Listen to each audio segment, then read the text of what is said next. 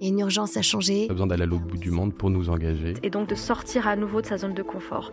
Il me semblait qu'il y avait quelque chose d'injuste. C'est un métier qui demande du temps. De l'empathie, c'est dur. C'est dur, mais c'est tellement gratifiant de faire des... À la fois c'est génial et à la fois ça nous terrifie. S'engager, c'est prendre ses responsabilités. Et puis il y avait l'idée aussi de montrer un exemple.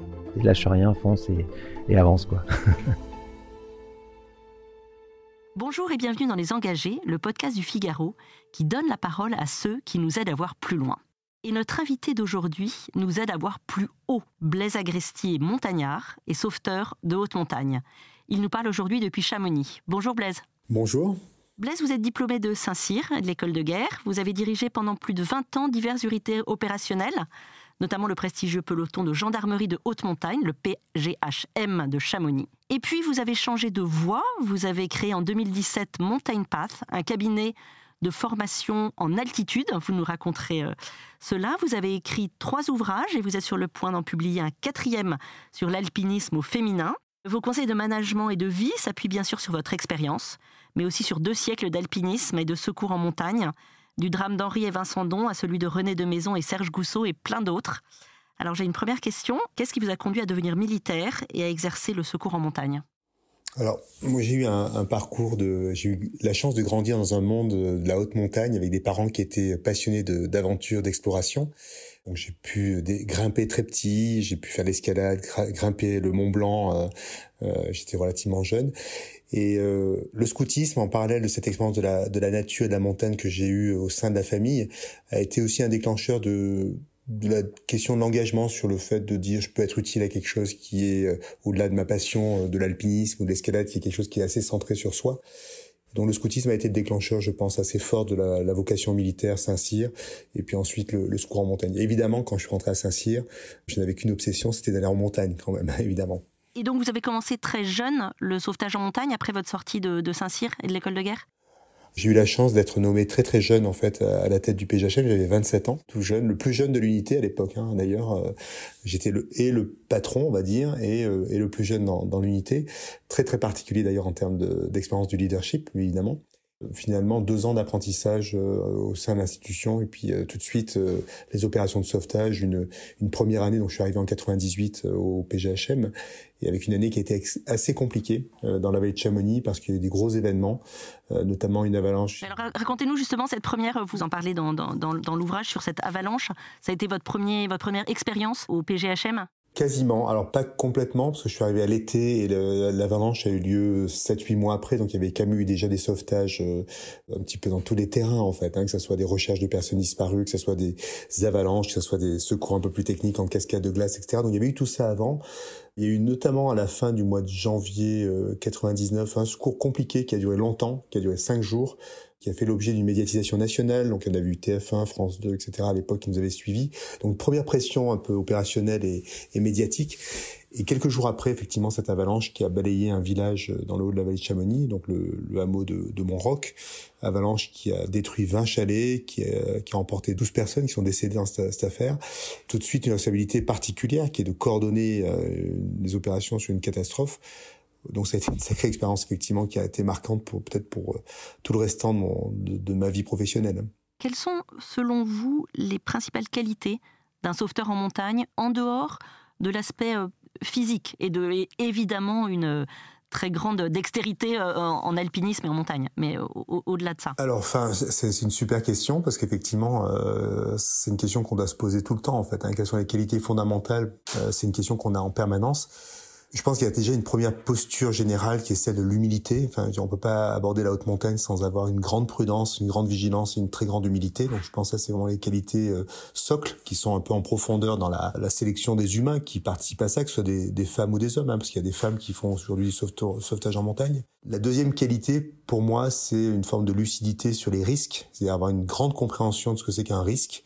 Un risque alors extérieur, les chutes de pierres, les avalanches, mais les risques intérieurs sur le facteur humain, c'est comment les humains fabriquent de l'erreur. Donc chacun des secouristes doit aussi avoir une sensibilité à ces questions-là pour aller vers la décision, parce qu'en permanence, ce sont des métiers où on décide la stratégie d'engagement, les moyens qu'on va y mettre, les ressources, etc. Donc finalement, l'aptitude principale qu'on essaie de générer au sein des équipiers, des équipes de secours en montagne, c'est cette capacité à décider. À quoi on pense quand souvent vous décollez en hélicoptère pour aller faire un sauvetage?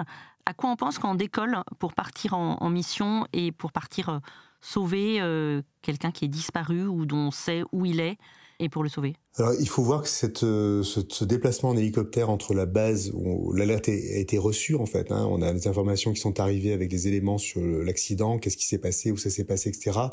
On est dans un travail d'équipe, en fait. Ce fameux temps de brainstorm et de briefing, il se fait dans l'hélico souvent. C'est un temps très actif, en fait. On n'est pas dans une contemplation, on fait pas un vol panoramique pour observer la montagne, la beauté de la montagne. Parfois, ça nous arrive, mais enfin, en tout cas, pas sur un engagement, sur une opération de sauvetage. Et donc, c'est un temps qui est extrêmement utile pour s'ajuster, pour se parler, pour réévaluer, pour refaire une narration précise de ce qui peut nous amener à prendre une option A, B ou C. Des missions de sauvetage, vous en avez vécu beaucoup. Vous en avez certainement beaucoup en tête. Est-ce qu'il y en a une qui vous en a particulièrement marqué? Vous avez parlé de la première au début de votre poste au PGHM, mais il y en a eu certainement plein. Est-ce qu'il y en a une qui s'est bien terminée, mal terminée? Puis après, on va voir ce que c'est bien terminé et mal terminé. D'ailleurs, je pense que c'est une vraie question. Est-ce qu'il y en a une qui vous a particulièrement marqué, que vous pouvez nous raconter pour qu'on se représente? Il y en a bien sûr plein. On peut les trier avec différentes grilles de lecture. En fait, moi, ce qui me semble intéressant, c'est à un moment donné, est-ce que la volonté humaine est capable de faire basculer l'histoire du bon côté, en fait? Moi, enfin, si on fait ces métiers, c'est pour se dire qu'à un moment donné, par son action individuelle et collective, hein, on est toujours sur un collectif qui agit, on fait basculer l'histoire du bon côté. C'est que ça se termine bien. Voilà, ça c'est quand même ce qu'on aime bien. Donc moi j'ai une histoire comme ça où j'ai eu le sentiment à titre personnel et collectif qu'on a fait un travail où on a été plus opiniâtre, on est allé plus loin que ce qu'on aurait dû faire peut-être. Et donc c'était simplement des gens qui étaient qui descendaient un glacier à ski. Un est tombé dans une crevasse et en fait on avait beaucoup de mal à le trouver. Et les équipes de sauvetage sont parties une fois, deux fois, trois fois, un jour, 2 jours, 3 jours. Et finalement, on a dit, allez, on retente encore une fois en utilisant une technique un peu moins conventionnelle qui était d'utiliser l'hélicoptère avec quelqu'un qui était au bout du câble, qui était finalement trempé dans la crevasse successivement voilà. Et au bout de la deuxième crevasse, avec cette technique un peu moins conventionnelle de recherche, hein, qui était vraiment d'aller au fond des crevasses pour voir ce qui se passait, on trouve la personne qui est vivante après plus de 2 jours au fond de cette crevasse. Donc voilà, ça c'est une belle histoire. Et c'est à la fois des décisions internes à l'équipe, mais aussi une volonté de continuer qui ont permis ce résultat. Donc voilà, ça c'est une belle histoire, mais il y en a eu d'autres. Comme leçon de vie, vous racontez dans votre ouvrage, que j'ai là, une histoire du secours en montagne. L'histoire, alors, le nom m'échappe de ce jeune homme qui était au fond d'une crevasse et qui a tenu son journal. Guy Labour. Guy Labour. Et on se demande s'il y a une inégalité, une injustice dans la manière dont les gens tiennent en montagne. Pourquoi les uns décèdent, pourquoi les autres tiennent.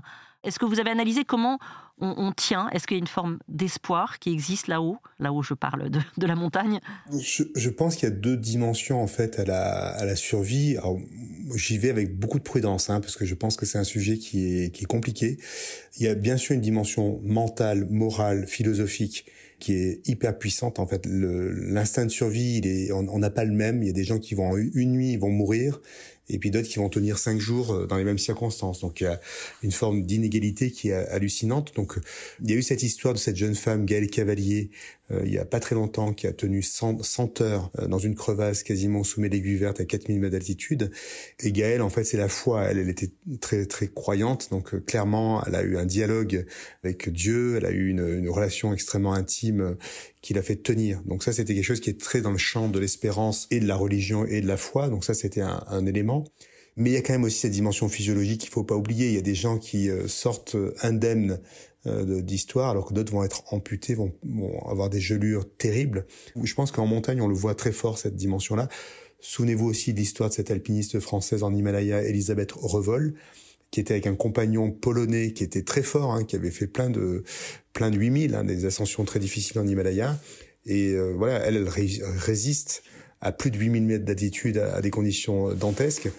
Donc il y a une très grande inégalité des humains entre eux par rapport à cette question de la survie. Est-ce que, vu de l'extérieur, quand on n'est pas dans le monde de la montagne, ce qui est le cas de beaucoup de gens qui nous écoutent, on peut penser que les gens qui se mettent en danger, est-ce qu'ils doivent être sauvés? Est-ce qu'il y a des moments où vous vous êtes dit, je risque ma vie pour quelqu'un qui en fait n'a pas fait attention? Et est-ce que c'est un droit d'être secouru?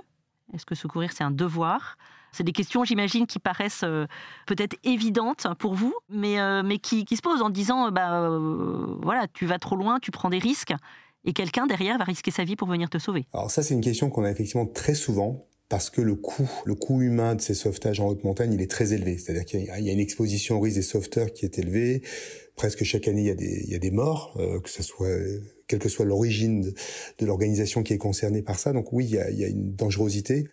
Et en même temps, un professionnel de la montagne, qui soit guide de haute montagne, qui soit secouriste, c'est censé quand même agir en conscience, en réduisant les risques au maximum. Donc faire le lien entre l'inconséquence des gens qui pratiqueraient la montagne sans prendre de précautions suffisantes et le fait qu'ils n'auraient pas droit à être sauvés, ce lien de corrélation, on a toujours refusé de le faire parce que ça voudrait dire que même quand on est malade, quelque part, quelqu'un qui est malade, il peut être malade parce qu'il est malade, mais il peut être malade parce qu'il a eu une mauvaise hygiène de vie toute sa vie durant, il n'a pas fait assez de sport, etc. Donc est-ce que la sécurité sociale rembourse quelqu'un qui a trop bu, qui a mangé trop gras toute sa vie, trop fumé? Voilà, donc c'est la même question. Donc est-ce qu'on met un lien de corrélation entre les circonstances qui ont conduit à l'accident de santé ou l'accident en montagne, et le droit à être secouru? Nous, on a toujours répondu non, et il faut absolument répondre non, parce que quand on commence à faire de la discrimination au droit au sauvetage, on rentre dans une logique soit de sauver que les gens qui sont solvables au sens économique du terme, qui ont une assurance, qui sont capables de payer, donc ça c'est quand même une discrimination qui est terrible, soit on rentre dans des discriminations qui seraient sur les circonstances de l'accident. Qui peut juger que quelqu'un est imprudent en haute montagne, sachant que c'est un environnement qui est extrêmement dangereux? Donc il faut se souvenir quand même que la Croix-Rouge, elle a été créée par Henri Dunant à la suite de la bataille de Solferino pour porter assistance à toute personne, quel que soit le sexe, quel que soit le genre, et quelles que soient les circonstances qui ont conduit à être en difficulté. Et ça, c'est vraiment la philosophie de la solidarité. Il faut surtout pas l'oublier, évidemment. J'avais une autre question pendant vos missions de sauvetage. À quel moment on renonce à la mission et qu'est-ce qui se passe? Alors j'imagine que les cas sont extrêmement variés, mais qu'est-ce qui se passe dans la tête des sauveteurs quand on dit « là, on renonce » ? La culture du renoncement, c'est quelque chose qu'on essaie de plus en plus de pousser dans la culture, mais pas que des sauveteurs, des guides aussi. Parce qu'en fait, aucune montagne ne vaut une vie. Aucune montagne ne vaut une vie, aucun sauvetage ne vaut la perte d'une vie d'un sauveteur. Si à un moment donné, le collectif de décision qu'on a évoqué tout à l'heure, qui prend la décision de s'engager ou de ne pas s'engager, ressent l'idée qu'on expose trop l'équipe à un risque imminent, bien sûr qu'il faut renoncer. Donc, apprendre à ces jeunes sauveteurs qui sont en pleine forme, qui ont plein d'énergie, qui ont beaucoup d'audace, qui aussi ont le sens du sacrifice et l'esprit de la mission, à renoncer, c'est vraiment une question assez fondamentale. Donc oui, il faut être capable de renoncer. C'est un travail collectif, c'est-à-dire que c'est l'équipe qui doit le faire le plus en consensus possible. En fait, ce mot, il est hyper important. Je pense que dans les hôpitaux, on parle de conférences de consensus pour décider de ce qu'on fait pour un patient. Dans le secours en montagne, c'est pareil. On a une sorte de conférence de consensus pour se mettre d'accord sur le renoncement qu'on va avoir en repoussant la mission peut-être dans quelques heures, peut-être le lendemain, on y retournera dans des circonstances plus favorables. Alors depuis 2017, vous avez créé Montagne Pass, qui est une société de conseil en altitude ou de formation en altitude. Qu'est-ce que vous faites et que peut apprendre la montagne, l'altitude, dans notre vie, dans l'engagement et dans l'entreprise? Nos sociétés sont déconnectées de la nature. C'est-à-dire qu'on vit assis dans des bureaux, devant des ordinateurs. Pas tout le monde. Il y a des gens qui sont il y a encore des agriculteurs qui sont dehors. Il y a encore des métiers qui sont au contact de la nature, mais très peu finalement. Si on prend l'humanité tout entière sur les presque 9 milliards d'habitants, je pense qu'il y en a beaucoup qui sont quand même dans des lieux urbains et devant des ordinateurs et assis. Donc déjà, le simple fait de se remettre debout, de marcher, de redécouvrir la nature, les glaciers, les rochers, etc. En soi, c'est un bénéfice universel. Alors pour les entreprises, parce que c'est la question, en quoi l'expérience de la montagne peut être utile? Parce que en fait, la montagne, c'est la métaphore de la complexité. C'est la métaphore de la camaraderie. C'est la métaphore aussi des justes besoins. On peut pas porter des valises pleines de choses inutiles quand on va en montagne. Donc c'est un peu l'école de la frugalité. Donc toutes ces choses-là, en fait, c'est des manières d'aborder les questions de leadership, comment on peut guider son équipe, s'accorder vers un sommet, comment on peut s'adapter, comment on peut prendre les bonnes décisions. On se rend compte en fait qu'ils y croient pas au départ, au parallèle entre la montagne et l'entreprise. On se dit non, on vient faire un séminaire récréatif, et en fait en creusant à travers les études de cas, ce qu'on appelle la démarche d'apprentissage expérientiel, l'experiential learning, qui est de dire on commence par de la mise en pratique, on débriefe, on sort les points qui sont essentiels, et après on les met en travail et en pratique dans les organisations qui viennent nous rendre visite.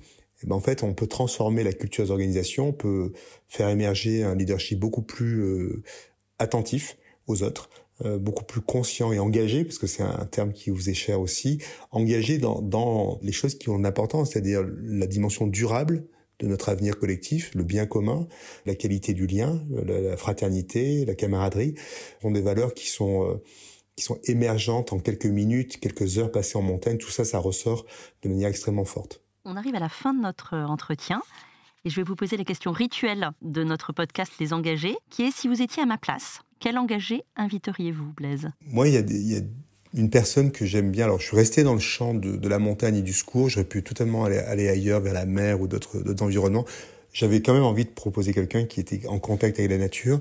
Là, je pense à une femme qui est médecin du secours en montagne, quelqu'un qui a été très engagé, qui est aussi impliqué dans des associations qui accompagnent, qui font de la prévention, etc. Elle s'appelle Sonia Popov, une femme qui a une profondeur de pensée dans sa manière de regarder et la montagne et son métier de médecin, qui serait une belle personne pour incarner votre démarche autour du thème des engagés. Merci beaucoup Blaise Agresti pour cet entretien. Pour compléter cette écoute, je vous recommande chaudement d'écouter votre podcast en 11 épisodes, je crois, qui s'appelle Learn from Altitude, qui est un podcast où vous retirez de véritables leçons de vie à partir de grands événements de l'histoire du sauvetage en montagne et qui a été fait par une radio de Chamonix, en collaboration avec une radio de Chamonix, qui est Radio Globule et qu'on va mettre en lien de ce podcast. Merci beaucoup Blaise. Merci à vous Aude et puis bonne continuation. Merci d'avoir écouté ce podcast. Je suis Aude Cérès, rédactrice en chef au Figaro. Vous pouvez nous retrouver sur Figaro Radio, lefigaro.fr et toutes les plateformes d'écoute. Si vous avez aimé ce podcast, n'oubliez pas de vous abonner et de donner votre avis sur Apple Podcasts et Spotify. À bientôt.